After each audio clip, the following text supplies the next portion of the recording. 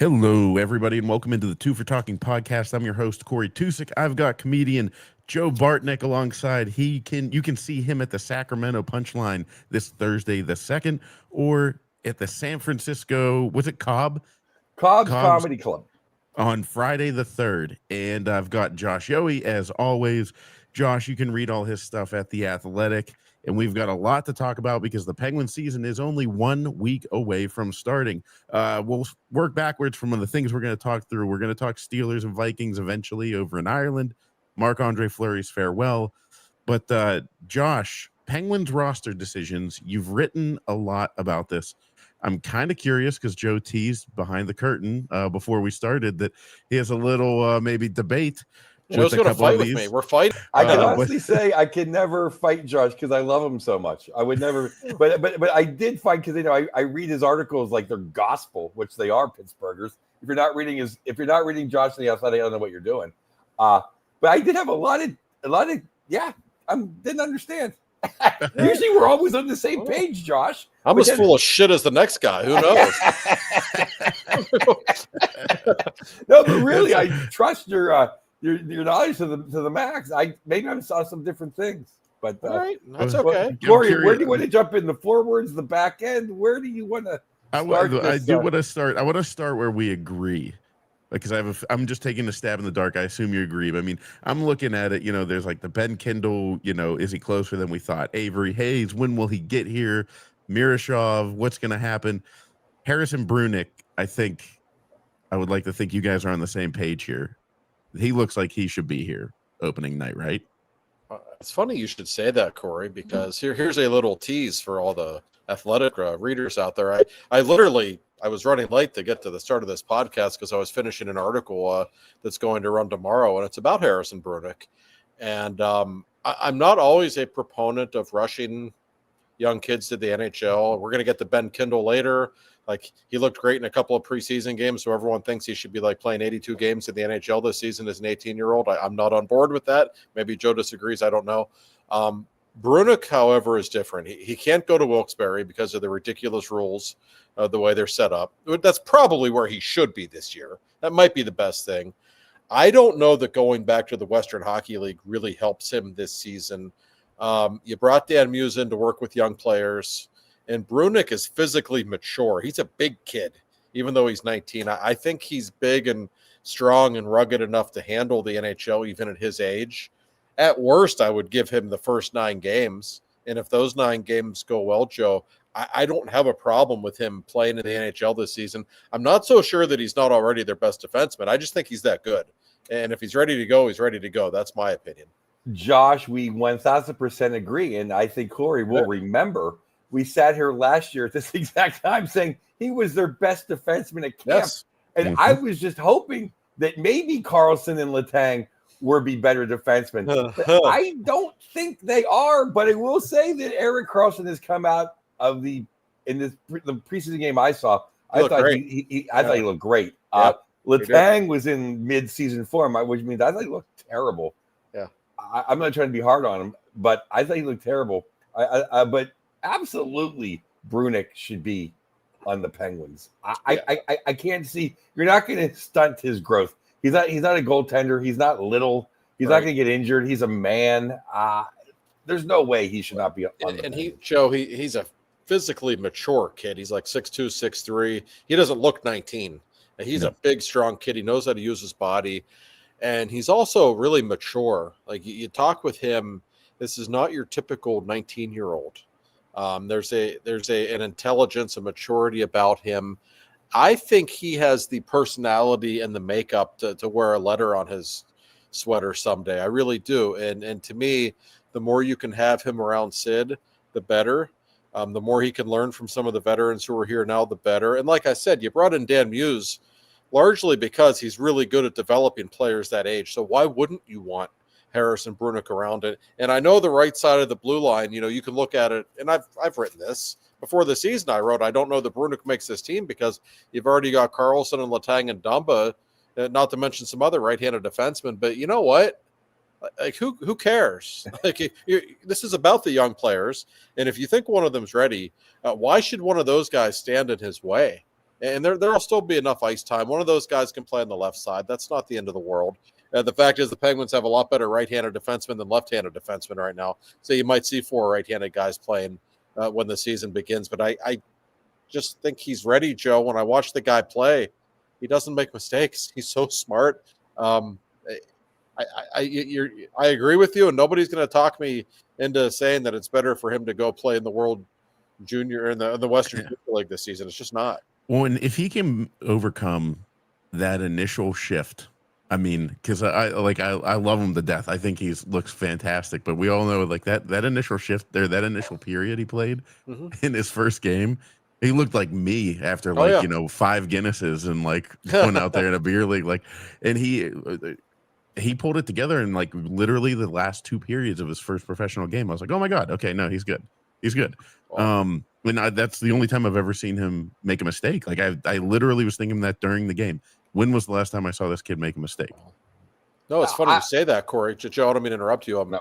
But I'm reminded of a story from last year. I was asking Mike Sullivan about Harrison Brunick, and he brought up that first period of his first exhibition game and how bad he looked. And he said, God, I thought, what are we doing to this poor kid? He's not ready. And then by the end of the game, he said, well, maybe I was wrong. That was how fast it happened. And from that point, like, just watch him play. Every read is perfect. He knows when to jump into the play. I can't say that for Latanga Carlson. he knows he's the adult in the room at 19. The way he plays the game, like the Penguins need some of that. And I just don't see him being hurt by being in the NHL. I don't. And that's what I would do. And listen, if the first 9 games are a disaster, send him back down. That's okay too. But I don't think they will be. No, I've only the guys that I've seen pop. Now, the only camps I've been to, I'm not Pierre Maguire and scour the camps, but the camps I've been to have been on some very good teams, Stanley Cup winning teams, Penguins and LA Kings. The only guys I've seen pop are Letang, Drew Doughty, Sean Durzi, who the Kings so desperately miss. Very underrated cat, and Mr. Brunick. I don't see how Brunick doesn't make this team now. And I liked he was playing with Pickering. I like that pairing because if you go, Josh, if you say the people playing together would be Pickering and Brunick, I think that's a good, nice pairing because I thought Shea and Dumba looked really good last night. And I did not like Dumba's first game. I thought he looked old and slow. And what happened to Matt Dumba from Minnesota? The last few games I've seen Dumba play, he's looked like one of the 6 best Penguin defensemen. And if he can play either side, I don't think there's a way he doesn't make this team. He's had a pretty good camp. Like I like that he plays with an edge. He's a pretty physical guy. And anybody who has watched the Penguins for any period of time the last few years knows that they are badly lacking that. And I agree. I like the Pickering combo with Brunick. Sometimes it's nice to have 2 young guys that are kind of making their way into the NHL together, even though Pickering did have a cup of coffee last season. And I also like that Owen Pickering, by his very nature, is a stay-at-home defenseman. And while Brunick is not a Carlson or a Letang, there is an offensive side to his game, a guy who does like to jump into the play. So I think it's nice stylistically to have a guy like Pickering, who's a big, tall, stay-at-home defenseman who knows how to handle the occasional 2-on-1, who's going to take care of things defensively. Maybe let them grow together as a pairing. There's absolutely nothing wrong with that. In fact, the more I see it, the more I think about it, the more I like it.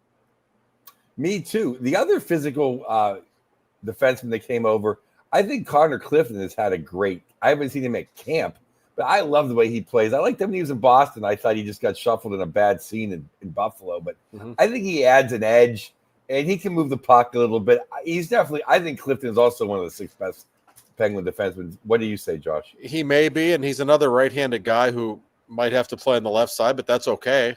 No, he's fine. You know what the Penguins have? That they have a bunch of, like, okay third-pairing defensemen right now. They actually have a lot of depth, like Parker Witherspoon's another guy. He's fine. Like, he's okay. He doesn't jump out at you, but he's okay.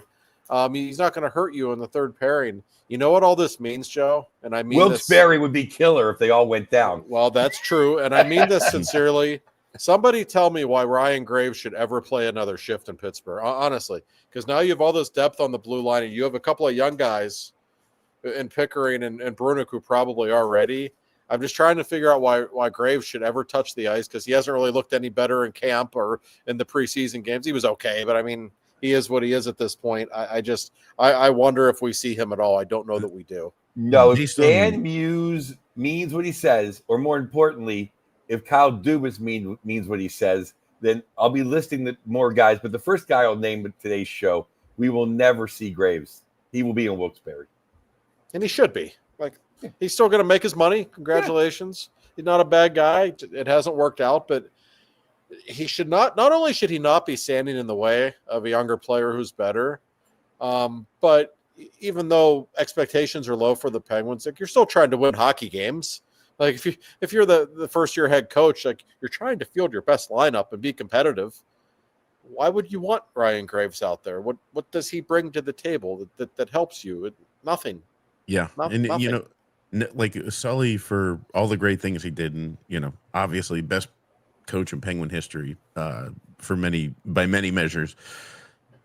But man, like he was just weird with certain things. Like, he kept putting Ryan Graves out there, and he wouldn't play the young guys. And like this, even Josh, I think you tweeted about it. Like, you know, Mike Sullivan was like allergic to putting people on their offhand on defense. You know, it's just there's just some things that he didn't do. And so are you getting the sense with Dan Muse that he's probably not going to go the Ryan Graves route? Like, I mean, could we, you know, we were saying last year, like, God, he should just be eating popcorn up in the press box. I think that's what we all want, and that's what should probably logically happen. Does Dan Muse see it that way? I think he does. And listen, he's new. It's hard to get a feel for exactly what he wants, or, you know, even what this roster is going to look like in a few days. Like with Sullivan, we kind of knew, right?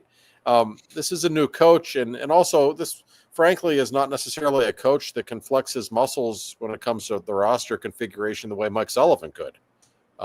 This is the guy Kyle Dubas brought in, but this is Kyle's decision, I think, more than anything, when you look at this roster. But now Kyle knows he made a mistake with Ryan Graves. And he knows the fan base doesn't want to see Ryan Graves play, and he knows that he probably has six better. Of course, he has six better defensemen than Ryan Graves. Probably has eight better defensemen than Ryan Graves right now. That seriously, that they don't have any star power anymore, because I don't really think Letang and Carlson are stars anymore. But they have, you know, a deeper blue line than last season for sure. They have some competent people there, and if that means guys like Ryan Graves, and even looking at the forwards of guys like Kevin Hayes or Nola Chari playing Wilkes-Barre this season, too bad. Who cares? So you're all about the youth movement, and everybody I talk with around the Penguins, they've all told me, like, trust me, we're going to play young players at the NHL level this season. This is going to be a younger team, and we are prioritizing the development of the younger players. That's what this season is largely about. So why would you want 30-year-old Ryan Graves getting pushed around in front of the net? Like, what good does that do for anybody? Yeah, he doesn't help the growth of anybody, because he can't even make a breakout pass. That's right. You know, it's like, doesn't help the forwards. He, you know, I mean, yeah, he's just literally just torches the ability of everyone else on the ice. Yeah. I mean, he's like playing a man. He's like playing a man. He's like working on your short. He's like working on your penalty kill when he's out there. I'll tell you now, the other guys I think fighting for jobs, I was big. I wasn't huge, but I was happy to see us get Alexiev, or Double A, however you want to say his name, from Washington. He hasn't stood out at all. No. He can go to Wilkes-Barre. And whatever happened to St. Ivany, because that guy has not shown up what he did 2 years ago. I mean, Ivany must like the food in Wilkes-Barre. He's going back. I find it hard to believe that he likes Wilkes-Barre, because he's from Manhattan Beach, for Christ's sake. Yeah. No, with all due respect to our friends in Wilkes-Barre, who I love. Yeah, if you're from California, I don't think Wilkes-Barre is your kind of place. But in Manhattan Beach, I'm from California per se. Manhattan Beach is like one of the best spots in California. Yes, it's great. Yeah. I love it there. Absolutely. You know better than most. Stockton. Right. So he actually had a really good first couple of days at camp, but I haven't seen much from him since then. And, you know, he told me last year he was fighting an injury at the beginning of the season. He wasn't healthy, and I don't doubt him. But it's disappointing, because he was so good 2 years ago at the end of that season when he and Ryan Shea were playing together. They were a great pairing for the Penguins for a few weeks down the stretch. He has never looked the same. And now there's, you know, we mentioned this logjam on the right side. And it's not just the veterans. Yeah, there's Carlson, Letang, and Dumba, but now it's Harrison Brunick and Finn Harding, a guy who's going to be in Wilkes-Barre, who's probably got a NHL future. All these right-handed guys, so I don't know what his future is. Well, I'm just surprised Ivan, and to that extent, Double A just didn't even drop the mitts one time, just to look like they wanted to stay. Because I was, AA, I didn't see one hit. I didn't see anything. I mean, talking about vanilla. He's been a little underwhelming in camp, I would say. 1,000%. And Ivan will throw him around, at least a big hit. I mean, Carlson's throwing a bigger hit than everybody but Connor Clifton. It's funny you bring that up. Carlson was like headhunting during the game the other night, during the Fleury game. It was wild. He was like really throwing his body around. He looked energized to me. I thought he was maybe the best player on the ice, by the way. I thought he was really good in that game. So I thought he was too. And it sounds like I'm doing puck off from 15 years ago. Letang looked terrible. Well, yeah, I didn't like how he played. And he, again, on the 2-on-1, he tries to steal the puck from the puck carrier instead of taking away the pass. Like, I hate to harp on that. I've never played defense in the NHL, but that's the first thing they teach you as a defenseman. And he just ask all of his goaltenders. Ask his goaltenders what they want him to do. It's unbelievable. Like it's the same old bad habits. I mean, listen, it's the first preseason game, so, and a lot of times older guys look like crap in preseason games, so it's not a huge deal. But I thought Letang and Malkin were bad in the first preseason game. I didn't like how they played at all. Well, this could be our first point of contention then. Because I read your piece, and because I've been on the road doing shows, I had to watch it on. Thank you, ESPN Plus, for not making me pay the $49 a month to watch the hockey. I was worried about that. It's still the old $11.95. So I watched the game after I read your column, and I thought Gino, he had one, his one trip, which is very, and maybe one or two bobbles, but I thought he had his wheels going, and even Colby Armstrong said that he thought Gino had it going. It was really playing well. Well, I will say I thought he was better in the second half of the game. I might be basing this on the first period when maybe he didn't have his legs, but I saw him turning the puck over a lot and just looking kind of slow and playing the same. He even said he got his gallop go. Like I thought, I read your column first. So I was like, oh, Gino, and I was like, well, he's playing pretty good. I mean, maybe I was a little harsh on him. Were you sitting next to Madden in the press box? I was. I always sit next to Matt. In fact, the press box was really, I was surrounded by Madden and Staggy in the press box. But that's great. That's how all season's going to be. I'm not going to be watching the games much because I got both talking in each of my ears, But they're two of my favorite people, so it's okay. That's a podcast in and of itself. Oh, God. Good times in the press box on Saturday. Nothing that can be aired. Well, one guy's been on and one guy's begging on DB to come on. So Gino, not begging, but asked to come on. Gino will be fine. I didn't think he was very sharp, but Gino doesn't ever look sharp in practice or in the preseason, so I don't really even gauge him until the actual game starts. But I literally thought he had his wheels, and I thought he made some scoring chances because if we want to get to the fourth, I thought Brazeau has looked really good. Yeah, I like him. He's a big dude who understands his role, I think, and is a bottom six guy. I think he can be an upgrade. And we saw all summer, Joe, every guy the Penguins signed or drafted was like 6'4" or taller. That wasn't coincidental, as we say. Not by accident, for sure. And they've lacked that for a while. I mean, we've been talking about that since this podcast's inception. Yes. Well, I thought Brazeau looked good with Gino. And I think in every game I've seen Brazeau play, he's had some of the more of the scoring chances than almost anybody not named Tomasino. It's true.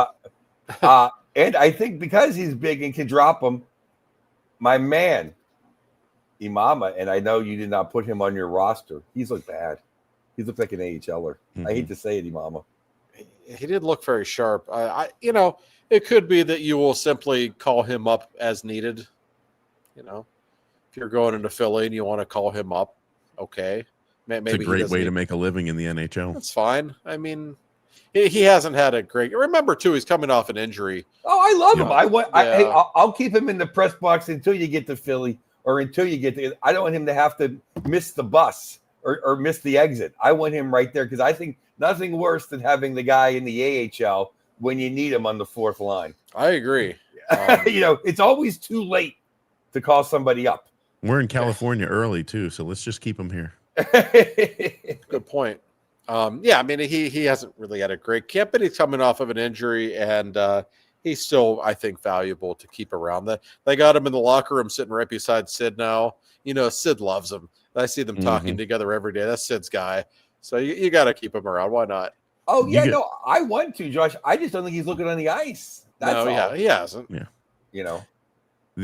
Well, it's funny you were talking about Carlson with like how he like just randomly, if you were anyone that played hockey, like I'd say through high school, maybe even into college, then you would know this type of player. Every team had it growing up. It's like the pothead. It's like you don't know what you're getting that night. Like it might be great. He might just be out to lunch. I don't know. And that's what Carlson reminds me of at this point. Like, it's just I can look through all my old teams and I can name them by last name. I'm like, yep, I know who the potheads were. That's Eric. Speaking of pothead, Pouliot was waived 2 days ago. What a great segue. Wow. Lord Rickety or whatever his name was. I'm so glad you brought him up though, because it's a cautionary tale for all Penguins fans. Penguins fans get so excited anytime a prospect comes around because they haven't had any in a long time. I get it. I do. But everyone thought Derek Pouliot was going to be Bobby Orr. He wasn't. So just be careful. Like, let guys develop at their own pace. And I think they have a bunch of good prospects right now, which is a great thing. But, boy, so many people a decade ago thought he was the real deal. I watched him his whole training camp his rookie year, and I was just never impressed. I don't know if this guy's really any good, and he never really was. So it's amazing he's still hanging around, though, all these years later. That was 2012 when he was drafted 13 years ago. I mean, to his credit, he's got some determination, I guess. He's still around. A great prospect that never flourished with the Penguins that I would love to have on the show would be Bo Bennett.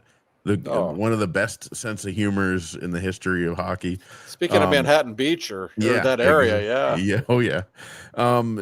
It's talking about guys that could potentially make their NHL debut this year. Players that people are really high on. Avery Hayes. He's the first of the two. We'll get to Ben Kindle in a second.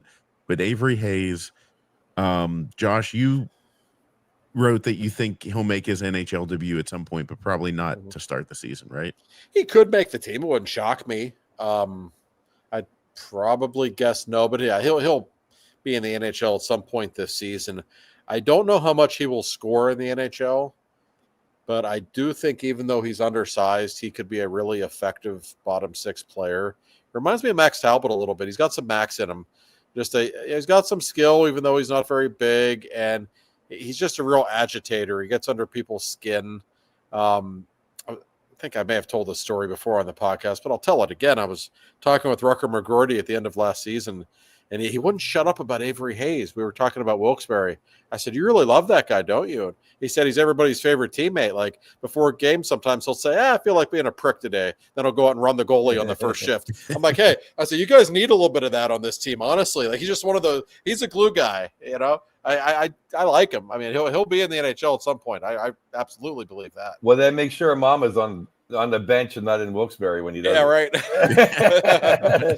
Unless Jari's in that, then a 10 for Tao would be great. That works for me. So, I mean, I think you've written it. I think we can all agree that Kovanen is on the team. Oh, yeah. He's on the team. So then, by my, I think Novak and Thomas are on the team. I think Novak woke up a little bit. I didn't like his first game. I think he's played okay. Yeah. I wish he had a little more edge. I think Thomas Tino's played great because maybe these are 3 of his 18 games he's going to look good. I don't quite know. Hayes, we talked about. I think I believe a battle for maybe the last spot is between Robbie Fabry, who I really like. He's just always got an injury bug, and the Bros. Love the Bros. Oh yeah. I do. Yeah. No, what do you say, Josh? Who do you think has the advantage there? I mean, Robbie Fabry's had a pretty good camp. Like he can still play. He's in a great camp. Has he been one of their 12 best forwards? Yes, absolutely he has. And he very well may make the team. I like Bros a lot. Like he's okay. He would be a bottom 6 center on this team. And sometimes with young players, that can actually be more difficult to go into a bottom 6 role as a center. but he's pretty good defensively. Like I don't see any weaknesses in his game. Like he certainly can shoot the puck. We saw that with the goal that he scored in the preseason opener against Montreal. I like his game like so much more than I did a year ago. Like I just feel like he is really like first time I saw him play, I was like, I wasn't really that impressed, but he's kind of an acquired taste and he's growing on me. He might make the team. I know the coaching staff really likes him a lot. He's one of those people you need, you know. He's one of those people. If they're going to be a contender in a handful of years, you need him picking up those minutes. Yeah. You know? Well, am I okay? So would Fabry be in the middle then? Let's just say so. Obviously, Sid and Gino. So who would you pencil in as third line? I mean, it can't be Raquel, right? I mean, I doubt it. Even though he has played a lot there in the preseason. Yeah, clearly they're intrigued by the idea of him at center. I don't think that will be the case long term. And here's the problem with Novak. Like Novak is the third best center on the team. He is not a number 3 style center at all. I think he lost like 9 straight faceoffs the other night in the preseason game, something like that. Like somebody tweeted, was it Dave Molinari? Somebody tweeted like his 9th straight faceoff he's lost. Like, ooh, that's not good. And there's no edge in his game. Like he's not physical. He's not particularly good defensively. He's kind of like a so-so number 2 center is what he is. So he might be miscast in that role. And that certainly will be a problem for the Penguins when you consider how bad their blue line already could be and how shaky their goaltending could be. If you don't have a comfortable player at the number 3 center to kind of shut down another team's center, which they really don't, that's an issue. So it could be Novak. It could be Raquel. It could be Bros. It could be Fabry. There's options there. None of them necessarily ideal, however. Well, let's just for giggles, would you take a third line of Fabry, Novak, and Tomasino, and just Fabry takes the draws? Maybe, and that would be a fun line. Like there's some real skill on that line too for a third line. That that's an intriguing thing they could do. You've got Blake Lizotte, who I thought was pretty decent last year, but I think he's more of a fourth liner than he is a third liner. He's just so small. Where do you? I want to keep him on the team, but then he's like almost like then where do you put the young guys you want to see? Like in the big picture, don't you rather have Bros playing than Lizotte? If you don't care if you end up 28th or 30th, I would.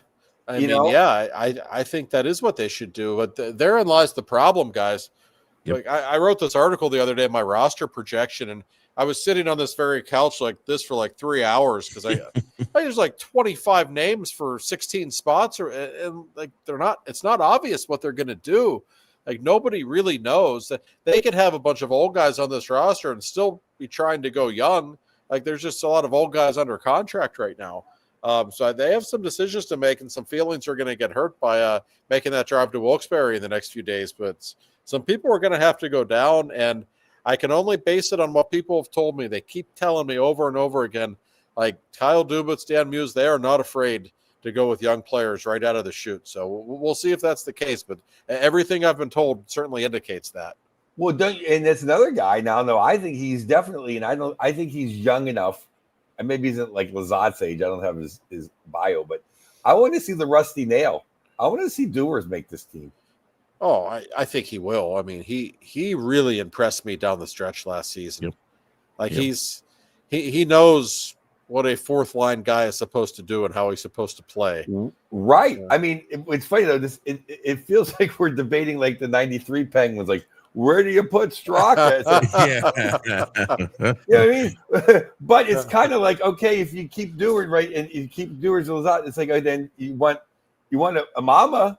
You want a mama, then where's Brazeau? Because we still got Mantha to put around. Mm-hmm. When McGroarty, unless McGroarty's, I think he's coming back. I would assume. Yeah. Koivinen's got to find a spot. Raquel, there's a lot of the weird thing is I can't tell if it's just because Dan Muse has a willingness to play young players, or is it really that we're better? Because do you remember last year when we were doing this show, and we was like, well, I don't know, who else would you put in? Like there was nobody else, No, Corey, you're absolutely right. I remember saying from the beginning of last season to the end of last season, we got so much better up front. Yeah. So, we we're a pretty decent team up front. yes. Oh no, the Penguins' top 12 forwards stack up okay with most of the league. They really do. Yeah. It's the rest of the team that I think is the problem. Yeah. But Corey, you're right. I mean, there is more young talent here now than there has been in a long time. I think enough time has passed. I can tell this story. I don't know if or not, but the last conversation I had with Mike Sullivan before he was let go, it was late in the regular season. We were talking after a practice, and he looked at me. Sully was very aware of the public criticisms of him and very aware that people thought he didn't play young players enough. And he looked at me and he said, "You think I don't want to play young players?" And he pointed to the door. He said, "I haven't seen Brian Rust or Jake Gensel walk through that door in a long time," talking about the tunnel from Wilkes-Barre, which was just his way of saying, I haven't had any good young players to play. And I think he had a point. But that's starting to change now. Clearly, the best thing Kyle Dubas has done since he took over is just all the assets that he has added. And that, as much as it hurt to lose Jake Gensel, that trade alone has already produced Harrison Brunick and Ville Koivunen and a couple of other people too. That's not nothing. That's worth it. Justin, I mean, don't you think Carolina would like to have them instead of the rental of Jake Gensel? Well, of course. Just so they could finish in the second round and, regular season rod their way out of the playoffs. It's tough. I mean, listen, Jake Gensel is one of the best players in the league, so it wasn't an easy trade for the Penguins to make. But you got to give Dubas credit for that deal. And just some of the other moves that he's made to bring young guys here. Like there is a real pipeline of talent, which is exciting. Well, what do we have though? Like, do we have a better team? I guess is my question, because I look at it and I still don't see them escaping the bottom five, to be completely honest. And that's a question I kind of want to pose to you guys about this makeup of this team is, in my opinion, they either need to be a playoff team or they need to be bottom five. They don't need to be in that mushy middle where they, end up with the 11th overall pick again. And that's the worst case scenario for the Penguins. And I've posed this before. I think that Sid is going to be much happier to lose with guys that are improving. Like, no offense to Kevin Hayes. I don't know Kevin Hayes, at all personally. But Sid's not going to want to see a country club atmosphere of a couple guys that are okay with losing. But if you have young guys up here that are improving, they're not going to be okay with losing. They're going to be afraid they're going to lose their job. Well, there's no way that Noah Chari and Kevin Hayes should ever be in a Penguin uniform again, unless it has Wilkes-Barre on the sleeve. Yeah, I mean that's just a fact. We just named 20 guys, all better than those two. That's right. But he would then just have to make. I think they could be a playoff team. I've said it for a year. He just has to make the hard decision of either eat Jari's money or make Jari go to Wilkes-Barre and bring Miroshniv up, and then have Chris Letang, and then say goodbye to Chris Letang. So because I think Carlson was being played pretty good, and at least good enough to I wouldn't give him away. If he can make those two things happen, get rid of Graves, I think you can find 6 defensemen to be okay with a. You can strike like in a bottle and have Patrick Waugh, 86 with Miroshniv, and then look at our 12 forwards. The Metro is not that good. The East isn't that good, really. No. You're right. You have to make that decision that you're not going to suck with Jari, and you're not going to play 34 minutes at two guys that can't play in their own end. There is a scenario here where the Penguins could be better than people think. And part of it is the forwards. Like, we haven't talked about Mantha. I think Mantha's a pretty good player. He's the best player Geno's had to play with in a couple of years. So you have like a real line mate for him. And I think, don't be shocked if Raquel plays with Mantha and Malkin on the second line and Crosby starts with Russ and Koivunen on the top line. That certainly would not surprise me. That's not a bad top six. They're going to score goals. They really are. I could see that. And also, if you're looking to be an optimist, listen, there have been countless times in hockey history and in Penguins history when having that new coach does some good things. You Mhm. gotta. I wouldn't be surprised if they get off to a good start. They've had a really good training camp. This guy's been impressive. He's really worked them hard. It's only been a few preseason games, so take that with a grain of salt. But they look better defensively. They're playing smarter hockey. Like, it's very clear to me that he's getting through to them in some ways, and some of the bad habits that I think he has seen. But again, Corey, you don't want to get the 12th pick in the draft. That doesn't do a whole lot of good. I guess it makes the regular season more interesting on some level if they're in contention. But I still just think they're going to give up a lot of goals. And the goal to, even if you get rid of Jari, like, even if you bring Miroshov up, I love Miroshov. We can talk about him. I think he's got a real chance to be special in this league, but he would still be a 21-year-old rookie. There's no guarantee he's going to just show up and light it up every night either. And Shilovs is an interesting guy. He's talented, but he's also been kind of hit or miss in his career. So I still think this team potentially is going to give up a lot of goals. It would not surprise me. Well, I think that, Muse, his power play looked good with Wilkes-Barre out there. It did. And he's been doing to improve everybody's penalty kills, which is what the Penguins need, a better penalty kill. I don't know. I think Muse. I agree with Josh completely. I think there's a chance we could be pretty good. Now, I think B. Tomlin good. Good enough to make the playoffs and lose in the first round. Yeah. I just, and I forever the life of me never see the point of tanking, because it's still a lottery. It's not like, oh, we're gonna stink, we're gonna get Lemieux. Imagine we come in 32nd and get the 5th pick. It doesn't mean we're gonna get Gavin McKenna. Well, no, but I will say the 5th pick in this draft should be pretty good compared to other years. It looks like it. Even if you tank, you're probably not going to finish 32nd. That's really hard to do. Oh yeah. It just is. There's still a few really awful teams in this league. So you're probably giving yourself a 8 or 9 or 10% chance to get Gavin McKenna if you tank, realistically. Hey, it's great if you get him. I hope they get him for my line of work. That's great. A lot of people are going to read my articles if they get him. Great. I'd love to see it. But I just think what you do is you develop your young players at the pace that you feel is appropriate for them. You keep collecting assets. You keep getting younger and getting more draft picks and more prospects, and you get a big wave of them. And that's how teams get good. And yeah, the top 5 pick would be great. That'd be a hell of a lot better than the 12th pick. That's reality. That usually happens organically, though.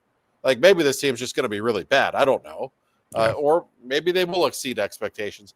They're also, knock on wood, as I don't want to see it happen, but they're one Sidney Crosby injury away from being one of the worst teams in the league regardless.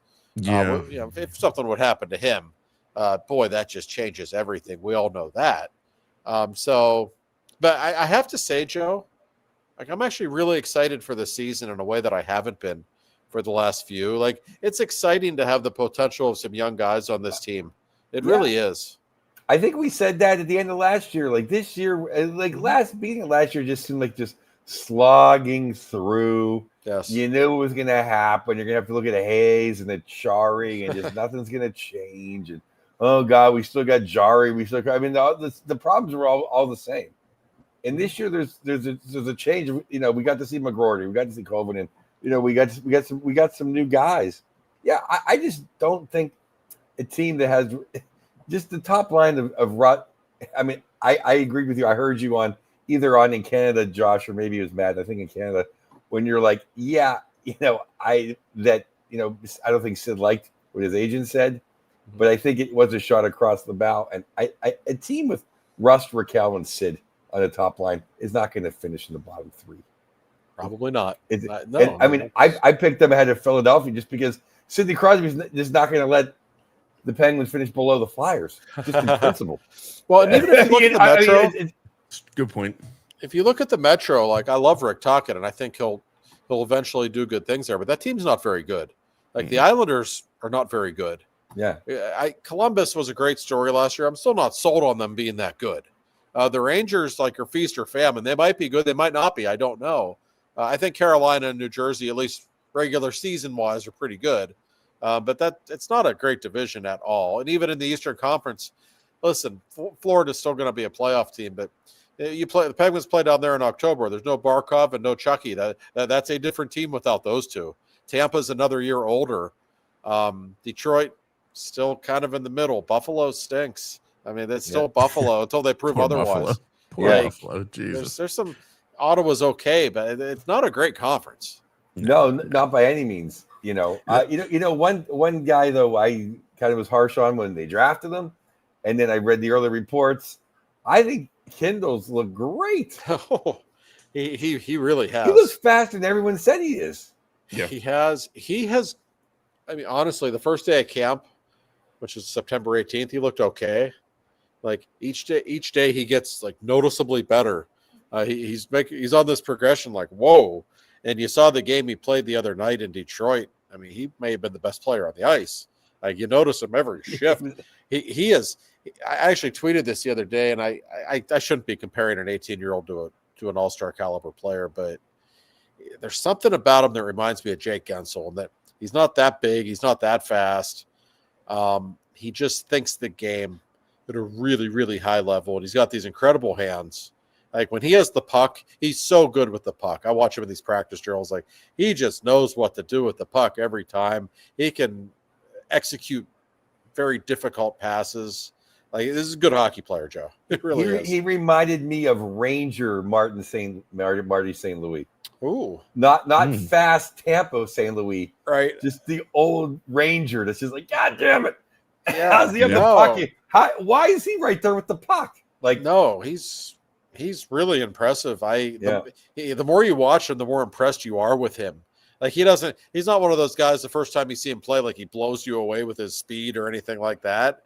But I've talked with scouts and people in the organization, and they were so sure about that pick, even though they were accused. A lot of people said they reached for him. He wasn't top 12 player in the draft, whatever. And who am I to say? I don't scout these kids when they're in junior hockey. But, I mean, I know the look on Kyle Dubas's face when he took him. And he just – I know he felt like he hit one out of the park. They really thought they had something in this kid. I don't think he's going to make the team. I know a lot of people are saying, why not? He's one of their best players. He might be. He's 18, and my big thing with him, he is a small guy. He needs to develop physically a little bit. I just worry about at his age and his size. I just don't know that he would get through a season unscathed. And that's my big thing with him. Like Brunick last year, didn't he get a little thicker this year? Oh, like he got, yeah. he got like people don't understand. There's a huge difference between being 18 and 19 going on 20. Like it's Joe, do you remember Sid's second season? How much faster he looked? It was like he was shot out of a cannon. That's because you're still growing at that age. Like these guys are so young. Yeah, I mean, it's like you can see that he needs to improve physically. Yeah, you can just see it. I mean, but when you look at Brunick, you can see like he'll just be fat if he gets any bigger. He's 19. He's 19, but he's a man. Yeah, I mean, he just got his big shoulders. He's a big, strong kid. He's different. And you can see where you'd want to see Kindle get a year at the pro level in the pro game. Go up against men because as good as he looked great. There was the Detroit B team. There wasn't exactly terrible Tommy and Provis and the Washington Capitals coming at you. That's right. And so I'm not knocking. I'm not knocking the kid at all. I'm not either. I'm just saying. He has exceeded my expectations. I think he's gonna be really good. But I have all these people tweeting at me, why shouldn't he be on the team? Like, well, I'll give you some reasons why. Like, I don't know that it would be in his best interest. And hopefully by next year, there's been a lot of talk about letting the 19-year-olds play in the AHL moving forward. A lot of people think by next year that will be the case. Mm-hmm. If he needs to just go back to juniors, dominate this year, go to Wilkes-Barre maybe if it's next year and the year after that, 2 years from now, he might be good to go. He has the look of a legitimate top 6 NHL forward. Oh, that stinks. I thought he has to go back to juniors. He can't go to Wilkes-Barre, but he can do a 9-gamer, right? He could. Yeah. That is where that's the only thought to me. It's like, that'd be great. I'm not discounting the possibility. You know how that goes. Like the Penguins planned on giving Jordan Stahl 9 games, and then he scored a shorthanded goal like his second game. Like, oh, maybe we should just keep him. Now, granted, Stahlsy was like 6'5", 220 as an 18-year-old, so he was much more physically mature than Ben Kindle. Which, by the way, most people forget the original Gronk. Yes, was Jordan Stahl. He was called Gronk before Gronkowski. Right. Yes, he was. Well, Corey, see, that's what I mean. You've been asking for a year to semi-tank. Again, Gavin McGinn sweepstakes. Other friends of ours on radio stations have won the soft tank. Okay, then let Kindle play 9 games. Have Bernicki play. Like, let's go all young. Like, no Heinen. None of these guys that are not gonna amount to anything. Like, let's go completely young, except for Sid and Gino and Rusty. Okay, but if you're gonna half-ass it, then I want to be a good team. No, don't bring in Manta. Play young guys. Right. No, I think that's a fair point, actually, and I am fascinated to see what happens. We're going to find out in the next few days when all the cuts are announced and emergency 2 for talking. And there might be. I'm really fascinated to see. I don't know. Like, people have asked me, is this guy making the team? Is that I don't know. Like, I don't. Nobody really knows. This is kind of a new era here, and this is where we're really starting. We'll know a lot about Kyle Dubas's intentions, I think, by the roster that he goes with. Yeah, like, you're going to learn a lot, and I also think just because, say, Avery Hayes doesn't make the team out of camp, that doesn't mean he's not going to be on the team by the end of the season. Yeah. Guys like that you will see them, I think, continually get younger as the season goes on. That's something that would not surprise me. That's a great point, Josh. But you can make it to the deadline and then completely tank, or completely go young if you want to. Yeah, sure. But Trade Anthony Mantha the deadline, or I think the point is at least give us a fun Christmas. Yeah. See, I was talking with a buddy of mine yesterday who's like a huge Steelers fan. He's like, I don't even know if we're any good, but we're in first place for the next couple of weeks. We're in the bye week. This is great. I'm in a good mood. I'm like, see, that's right. I mean, I get it. There's nothing better than that. I mean, believe me, as much as I sit here and go, let's tank for McKenna, like I told you guys, man, we are one good opening night win against the Rangers from me being like, let's go, Stanley Cup or bust. So, well, we got to get to our break real quick, but when we come back after talking about Bill, I do want to talk about 2 goaltenders, because we've brushed over Sergei Miroshov, but also the Flower in his farewell, which was fantastic. So we want to talk about all that. And Josh, I want to hear everything that you heard about Flower, and so don't go anywhere because we're going to talk about Flower. We're going to hear all the stories and maybe some fun stories. If you didn't read Josh's stories of Flower giving him a little wink and a nod through a bus window, you'll get to hear it here. But our sponsor, Bill Neofis, he was overseas at the Steelers game, and he's a huge Marc-Andre Fleury fan, and he missed the Marc-Andre Fleury game. Yeah, I was texting Bill during the game, and it occurred to me it was like 3 a.m. in Ireland, probably. But I was still giving him the updates. Flower 8 for 8, stopped every puck. He was delighted to hear it. I know it was killing him that he couldn't be there. Our great sponsor, Bill Neofis, is the ultimate Marc-Andre Fleury fan. He names his pets after him and everything. So. But Bill did the job in Ireland, got the victory for the Steelers. Also learned how to properly pour a Guinness, which is no small thing. So I'm glad our sponsor enjoyed his trip. He got home today, in fact. But his name's Bill Neofis. We talk about him every week, and for a reason. He's the best insurance man in Pittsburgh. That's why. And it doesn't matter what the insurance needs are that you may have.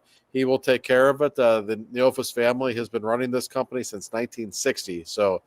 Do the math. That's 65 years, I do believe. A lot of credibility that comes along with them. They're located in the North Hills of Pittsburgh. Very convenient, easy place to get to. Give Bill a call if you have any insurance needs. And by the way, I have now met multiple people in the last couple of weeks who have got into business with Bill after hearing us talk about him on the show. That makes us feel good. That makes Bill feel good too. Yeah. Seriously, it's a great thing. Neofis Insurance Group. Give them a call. 412-364-3388, and that's Neofes, the Neofis Insurance Group. They will take care of you. They're the best. I want to thank Bill personally. Thanks, Bill. And I want to thank all of our great fans and listeners for supporting Bill. That's fantastic. Absolutely. Yeah. It's the hockey community coming together. I like it. I love it. And it just occurred to me, next year will be Soissons Swiss for Mr. Bill Neofis in business. He'll be in 66 years in business. I think they should hang a banner, personally, with Neofis across the top. Speaking of number 66, I don't want to make all of us feel old, but number 66 turned 60 in 5 days. That's hard to believe. The big 6-0 for the big guy on October 5th. So you're telling me he's not going to be on the power play? He could if he wanted. You saw how those tickets sold for Marc-Andre Fleury. You put 66 in the. I mean, I'll buy the whole lower bowl just to watch Mario on the power play. By the way, did you see in the Czech league who put himself on the fourth line for the season opener today? Old number 68 is not retired. Still playing. God bless him. I love it. I love it. Yep. So I want to he still gets power play time though, right? Of course he does. Of course. So I want to get into the Fleury stuff, but real quickly, I want to touch on Sergei Miroshov. I know we've talked about the benefits of him going down because he can avoid getting shelled behind a terrible defense. But he looks so good. His athleticism, like I've said multiple times, and I know other people were saying the same thing probably. I haven't seen anything like this since Marc-Andre Fleury. Yeah. The quickness of the legs, his ability to take away shots and show you a spot and take it away. We haven't seen that in a long time. And boy, I'd just love to see it. I'd love to see him stay because if we're gonna struggle, let's struggle with some kids who could potentially be here when we're good again. Trust me. I'll be in New York City next week for opening night. Wouldn't you love to see Sergei Miroshov between the pipes and a battle of the Russian goaltenders? Heck yeah, that'd be great. I guess anything's possible, but I'd be very surprised if he makes the team. I really think they want him to play the majority of this season. In Wilkes-Barre, I think that will be the case. But guys, he's the best goalie they have. Like he already is. I don't think there's much question. When you watch him play every day, the athleticism, the rebound control, the way he reads plays, I don't see much in the way of weakness. I really think he's good. Yeah. Yeah. I mean, I wish they'd bring him up and have him play. But, I'd love it. I wouldn't win. I mean, I don't know what, he's the best goaltender. So he should be up playing. Yeah. No. And maybe he will. My sense is that he won't. But I bet we see him at some point this season. With an injury, I guess he'd be first. I mean, the problem is you just have to send Jari. Jari's he's always been the problem, but Jari's the problem, right? Because you're not going to, because she loves wouldn't clear waivers, right? No. I don't think he would. No. And I've seen enough Vancouver accounts online having posting videos and sad goodbyes of she loves. They're not very happy that he's gone.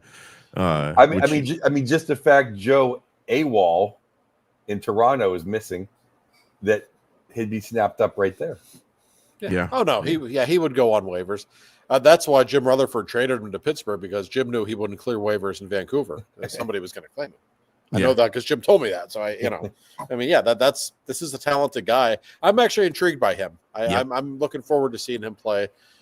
I don't know who's going to start against the Rangers. I'm actually fascinated to see who gets that start. Jari certainly played much better last night than he did in his first exhibition performance, but we kind of know what he is at this point. Let's be honest. That long range shot was vintage Jari. Dan Muse can't go into a gunfight with a knife. He can't go into the garden. He has. That's what I mean. Just give Miroshov opening night. That'd be great. In the garden, come on. I think if we end up getting some bar sponsors for watch parties, and if Jari gives up, I'll make it a running thing. I'll just state it now. If Jari gives up a goal on the first shot, then every goal the rest of that goal and every goal he gives up the rest of the game, I have to chug a beer. I'll do it. Wow. In addition to the regular beers that I'm just drinking. Well, Corey will need a ride home. Yeah, there will be an Uber coming every time Jari starts if that's the case. So yes. I think it should be every time Jari pitches a shutout, Corey buys our bar tab. That's fine. I'll take that bet any day. I know exactly. It'll never happen. I mean, like, yeah. I don't want something. I don't want something that's gonna happen. I don't want to. I mean, it's like, No. Look, he's gonna give up the first shot. I mean, that's just a given. But so Miroshov. I mean, I'm sure we'll see him eventually. It would be great if he started here.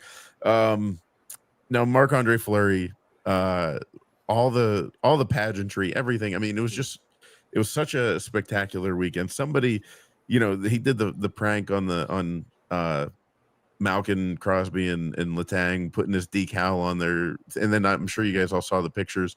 There's a decal of number 29 on their cars, and Sid drove to the game with it. So it's like either Sid was like just doing it just to be like funny, or Sid was like, I don't have time to take this decal off, so I just gotta roll with it. Well, listen, the Penguins won and Sid had 3 points, so he might leave that decal on his car. That's how he operates. This is very true. I didn't think about that. Sid scored the first goal, so he might keep that decal there forever. Might get a tattoo. He may. But I saw somebody share this online, and I thought it was the funniest thing. They said, they should reverse prank Fleury and keep him on the roster and not let him out of his PTO. Like, that would be the ultimate prank. Like, oh, I actually would. That'd be very funny. You thought you were retiring? We were just kidding. You're staying. And Joe, I wish you could have been there Saturday night. You would have loved it. That was the best crowd I have experienced in that building probably since the Ranger series in 22. In fact, it absolutely was. There was not an empty seat in that crowd. And obviously everybody stayed all night because Fleury didn't play until the third period. I've never experienced a crowd quite like it, because preseason games are usually, you're half asleep, whatever. The place is half empty. That was electric to the point after the game. Like, I know most people aren't in there, but there's, where Dan Muse does his press conferences, big area. There's usually, 20 of us sitting there asking questions, whatever. So I'm sitting there on my laptop when Muse is done talking, because the coach always just leaves and goes to the locker room. Muse just walks over to me and to a couple of the other reporters and starts talking to us. He says, "Man, that was a lot of fun for a preseason game. I've never seen anything like it." I said, "No, you're absolutely right." I said, "You got to keep doing this. Let's bring Jágr back next year and put him in a game, and bring Mario back the year after that. This is great." But it was a special night. And honestly, when I first heard about it, Joe, my first reaction, maybe I'm getting too cynical in my old age, I was like, oh God, this is a little weird, a little excessive maybe. But it wasn't. It was perfect. And I think Flower, I don't know if it could have been pulled off with anyone else, but with him, people just love him so much. It was perfect. No, it was incredible. I wish I was there. Which makes me, it was even sicker though, is when they put Artie and Ronnie in the Hall of Fame. I got a gig that night in Florida. Yes, that's the one that's really killing me. But yeah, things happen. Or you got to work. It's a better way to say it. But yeah, no, it was a fabulous. One thing I didn't understand: why did they do the shootout? Everything ended great, and then I know. I thought that was kind of it almost ended up being like his farewell of the Penguins, like a clunky. Oh well, everything was almost great, but sorry, we screwed it up. We knew in advance that was going to happen. That was predetermined. I think the day before the game, the Penguins talked with Columbus, say, "Hey, you want to do a shootout? Just, Flower, probably the best shootout goalie ever. It might be fun."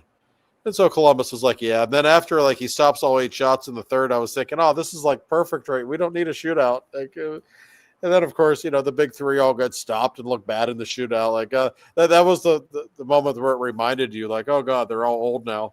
And if there's any slippage in Sid's game at all, it's probably been in the shootout the last couple of years. And Letang and Malkin also. But nonetheless, it was, it was so much fun. And even Flower, doing the push-ups before he gave up, let's go on the shootout. I always say Flower's the one goalie, he makes giving up goals as much fun as stopping them. Even when you give up goals, it was so theatrical and entertaining. He is truly one of a kind. Yeah, it was just picture perfect. The way, they let Gino and Sid go out there about, and Letang. And, it ended. It should have ended there. But it didn't really mar. I mean, it really didn't mar a bad evening. That's right. And of course, Sid comes through with the goal to make it 2-1 to make it. Everybody. I mean, it was such vintage Crosby. Yeah. And the power play, Dan uses power. I got to see Dan uses power play. Oh, Gino's on the power play? Oh, my God. You mean Kevin Hayes wasn't on the power play? He was not. Of course, Kevin Hayes is hurt, but I don't think he would have been anyway. And they haven't really practiced the power play much. That's something that we'll see in the next couple of days a lot. So we'll have a much better feel for what he's thinking on the power play. But I would imagine it will look something like Crosby, Malkin, Carlson, Rust, and Raquel probably. And why not? Who else are you going to go with? Yeah, you got to go with that group. And Fleury, I mean, I loved it. It was funny, Joe. You said like, oh, we miss out on things like that. This is the moment the tickets went. It was announced. My wife texted me and goes, "Oh my God, we gotta get tickets. They're only, like at the time she was like, they're only like $85 right now. We gotta buy them." And I was like, that's our son's birthday party that night. Like she like completely forgot. And I was like, we had already planned it and everything. I was like, and then my sister who lives out of town, huge Fleury fan. And she goes like texts and says, "Hey everybody, I'm coming into town that night to go to the Fleury game." And then we sent out the invite for my son's birthday party. And she was like, "Just kidding. I'll be at your house for the birthday party." It's like, sorry, everybody. But it worked out. Like we all got to watch Fleury together, like one last time. And the amount of people there who showed up early. I mean, the arena was packed a half hour before it even started. Everybody wanted to see him in warm-ups. And I can attest, like an hour and 15 minutes after the game, there was still a traffic jam. I don't think anybody wanted to leave because everyone was there for the nostalgia and they didn't really want it to end. One of our commenters said he signed for 2 hours. Well, this might be a bit of minutia, or not minutia, but this might be, I don't know. But I mean, if you think I hated the Pirates before this weekend, when I tried to watch them on my phone using the Pennsylvania, like the cable in my mom's house, I TiVoed it. They had the Pirate game instead of the Penguin game, even though it said like it was going to be on Pittsburgh Sports Network.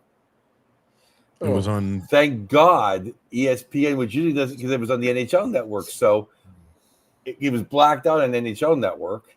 I can feel your rage from here. I know. Thank God that ESPN Plus, usually they don't carry or have on their where you can watch it on. If maybe preseason they didn't care that they had it up that you could watch it there the next day. No, Corey, it just occurred to me. I think we need to do an episode at some point next summer, maybe, where we take Joe Bartnick to a Pirates game. And just let him tell people off the whole. I think that'd be a wonderful episode. Take Joe to 115 Federal Street and get his true feelings on the Pittsburgh Pirates and Bob Nutting. Well, I mean, like, here's the thing: we have to do it incognito, where we have like hidden cameras, and like Joe, Joe has a mustache, so like I don't know, like we'll give him a fake beard too, or something like that. Because like if Travis Williams sees Joe walking through the concourse, he's gonna go, get that guy out of here. That's right. He's not here for good reasons. No, I'm not Dave Portnoy at the NFL games. People are so friendly to me. People are friendly to me at all the Penguin games. It's always great to go see the fans at the Penguin games. It's the best. I mean that's my I'm pro the Pirates. I just don't believe in the con. I don't. But it's like I don't. It's like going to see the professional wrestling and think it's real. Yeah. Right. No, that's all. Fair. Go to the Pirate game, enjoy your Primanti sandwich, enjoy your garlic fries, have all the but don't pretend to me that it's an actual baseball team. That's right. No, that's fair. Or will you be at the home opener, Joe, by the way? When's your first appearance at PPG going to be? I don't know. I wish this was going to be with Ronnie and Artie. I don't know. That'll be a tough one. It's TBA. All right. TBA. But I'll be watching. I watch. It's like You should do watch-alongs with your crowd. If you're ever doing a show like during the game, just I was on a power play. Everyone, hold on for a couple minutes. Oh, you'd be surprised how crazy I look in New York. That's one good thing about LA is always like I can watch the game and then go do my spots. In New York, I'm like, what are you on your phone? You're not being social. Like it's 2-2 in the third. What are you talking about here? Well, speaking of New York, before we get to the Steelers, I don't think the Rangers are going to be very good, and I have felt that for a little bit. And I was really glad to hear Pierre was on on Madden, and they both kind of echoed that sentiment today. Where they're like, I don't know if this team's going to be that good.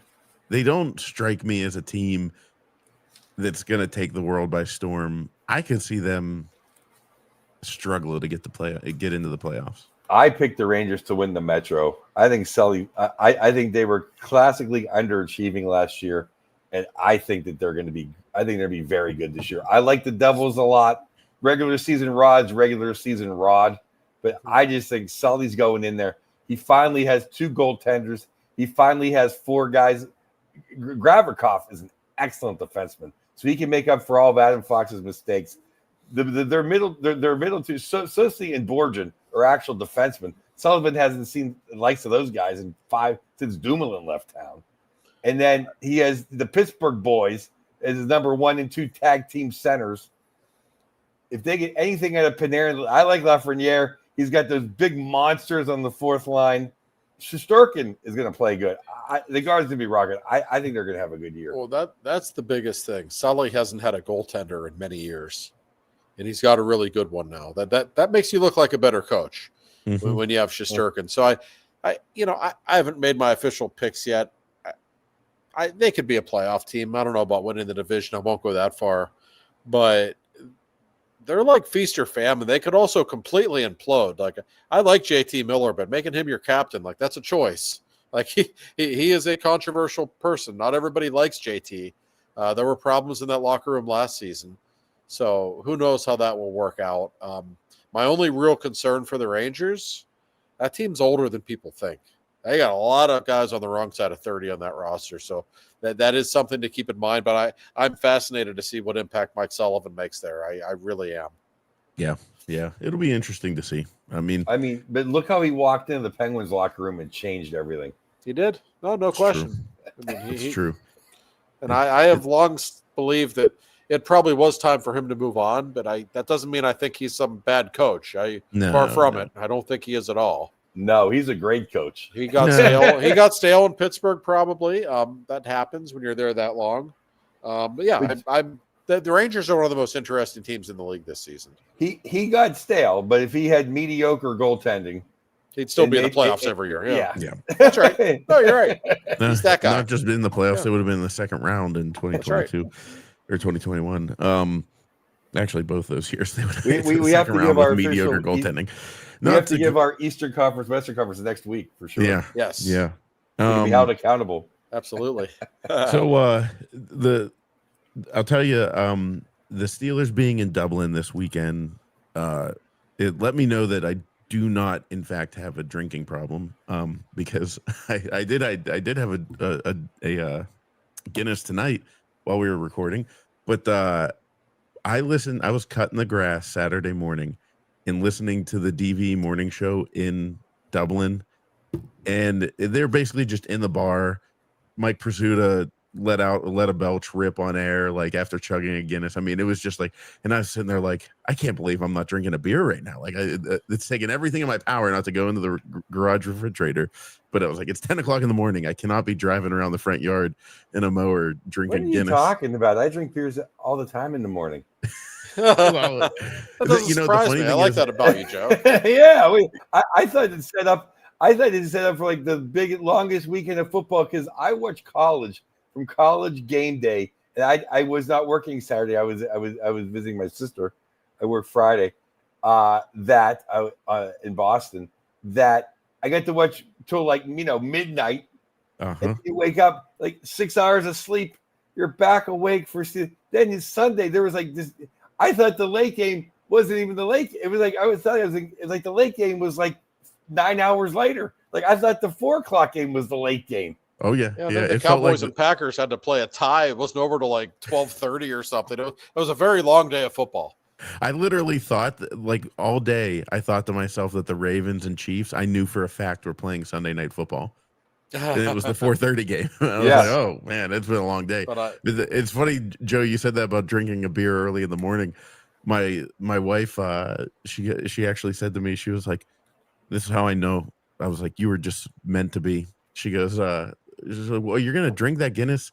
I was running out of the Guinness, and she goes, "I thought you got that for the Steeler game." I said, "Yeah, but the game starts at 9:30 in the morning tomorrow." And she goes, So I was like, I love you so much. Like, I love you so much. So it was better than coffee. But anyways, enough about drinking and all that stuff. To me, everyone's drinking now because Corey talked about his family. Yeah, everybody's got a drink. Have we talked about an Italian Someone yet? just did like 19 shots. Someone just did like 19 shots.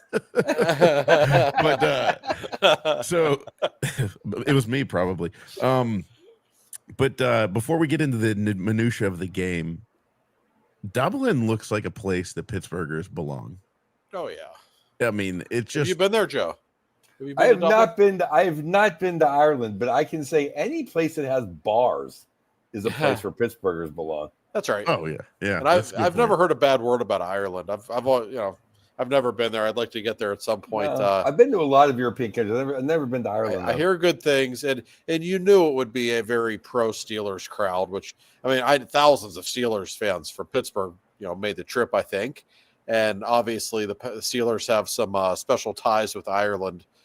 So it was a very pro Steelers crowd, and I have to say, guys, like I thought that was, even though they've won 3 games, that was by far their best performance of the season. Like the Vikings are pretty good. Yep. And even though the last 5 minutes were butchered a little bit, things got a lot closer than they should have. For most of that game, I actually thought the Steelers were pretty impressive. I felt a lot better about them after that game than I did before. The only thing that worries me about that game, because I thought the Vikings were going to win going into it. Yeah. Was all the linemen that were hurt on the Vikings. That's the only thing that makes me think, ugh. Right, yeah. I don't know how many. It seemed that they lost a couple of their offensive linemen. But I get on number 90 and Cam every week here almost. I give credit where credit's due. Those guys played their asses off. They were great, and the whole defense was good. I've become a really big Nick Herbig fan. I'm not so sure he's not Alex Highsmith's equal or even better. I mean, he's a really good player. Derek Harmon, the first-round pick, once again making his presence felt. So, the defense played a lot better. When Aaron Rodgers has time, he still looks pretty good to me. He made some plays. He can throw it. Those throws in stride to DK Metcalf, you know what I mean? Like he doesn't have to break stride, doesn't have to reach for it. DK did his thing. That's a really nice win. And now all of a sudden, Joe, they're 3-1. You got a bye week, then you got home to Cleveland, then you got at Cincinnati, which is one of the worst teams in the league right now without Joe Burrow. Like I know they blow games every year that they shouldn't, so you never know what's going to happen, but they've got a great opportunity to be at 5-1 in a couple of weeks. Well, a couple just points back on the defense, though. Talking about injuries, we lost our top 3 cornerbacks in that game. Yeah. And some of the guys I never heard of, maybe my sister and my nephews never heard of, and they know everybody made huge plays at the end of that game. I mean, I can't say enough about how the defense came through. And I also want to mention 2 things. One, Freiermuth, you lazy son of a bitch. Stick your arm out. Right, do something. You're making all that money and you can't be bothered. Yeah, he's on my shit list. He's not very good right now. He doesn't catch anything either. Notice Mount Washington was in the game for the most part, and they could actually run the ball when he was in the game. That's not coincidence. No, and he catches the ball too. And when you look big in the NFL, how big? That's right. Like he said. But the other thing is, they played running back. I think he might have Wally pipped. I think Jaylen Warren. Yeah, because I mean, that guy's good. Well, hey, when Jaylen Warren was announced to be out, I almost bet against us. I was not laying money on the game because I can't bet against the Steelers, but I was like, "Oh man, that's like saying no to free money." Good. Gainwell was really good. I thought it was the offensive line's best game by far. I mean, the way they pushed the line of scrimmage. Yeah, that's the first time we've seen that this year. That's really important. Rodgers got killed on the first play of the game, but after that, they kind of settled down, and the pass protection was okay. The run blocking was good. So, listen, it's only one game, but that's a pretty good team they beat. I feel fairly encouraged about where they are, and all of a sudden, I know it's early. Baltimore's 1-3. Lamar Jackson's out for a few weeks now with the hamstring injury. Like, boy, if they lose another game or two, starting to get interesting. The Steelers might have an avenue to really contend for the division, believe it or not. Yes, and then maybe get like a bye, not maybe a bye, like a home game, and maybe get like it's an easier opponent, or maybe get like Houston or it's one of those Southern teams that stinks. But the other thing I wanted to say though is about just as good as everything was, what was Tomlin doing on the goal line? I don't know. You have literally the guy you gave the ball to was like on the practice squad or working at Trader Joe's, like 2 years ago, and you could have just had why do you take the ball out of your Hall of Fame quarterback's hands? Especially after Tomlin wanted to kick the field goal, and Rodgers talked him out of it. So do you think he was punishing Rodgers just like, well, then I'm going to hand the ball off? I don't know. It's not like you were doing that to kill clock, because the clock stops when you get stopped on fourth down. And some people said, well, it's a field position thing. Well, what's the difference between being at the 3-yard line or the 1-yard line? Like, really, we're talking 2 yards. Yep. Like, it's basically a 2-point conversion, but it's another yard. So you're not really going to run the ball on 4th and 3. It doesn't make sense. I was like, why don't you just throw the ball to Mount Washington? Yeah, I mean, you got your Hall of Fame quarterback who's having a really good game. This isn't rocket science. Let him put the game away. And things got really dicey there because of that decision. And then how about him not going for it on 4th and 1? It was like 4th and a foot. The ball I didn't particularly like that either. And the NFL has changed. Like 20 years ago, you punt there, but now it's so easy to move the ball, and everybody's kicker can kick a damn 60-yard field goal. Like, just put the game away on your own terms. Like, you gotta just get it's like 3 first downs, and you guy can kick a 60-yarder.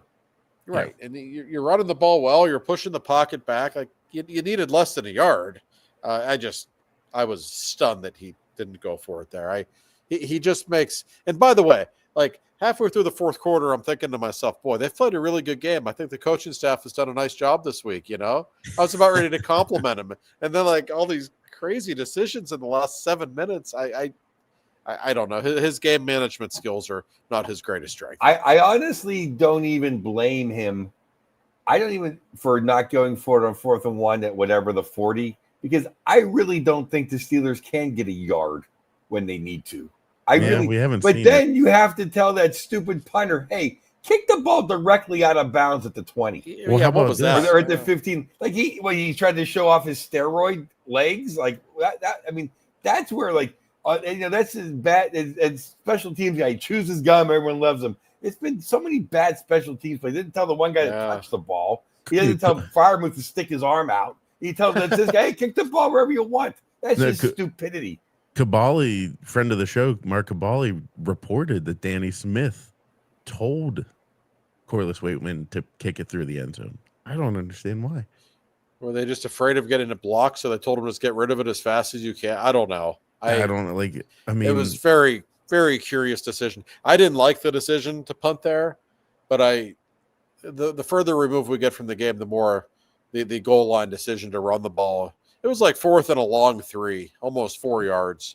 Like that was really peculiar. I just don't understand what the thinking was, and I don't want to understand what the thinking was. It's wrong. It's just it's absolutely wrong, and they got away with one there. They made that game so much closer. The Vikings were dead. Like, that game was over.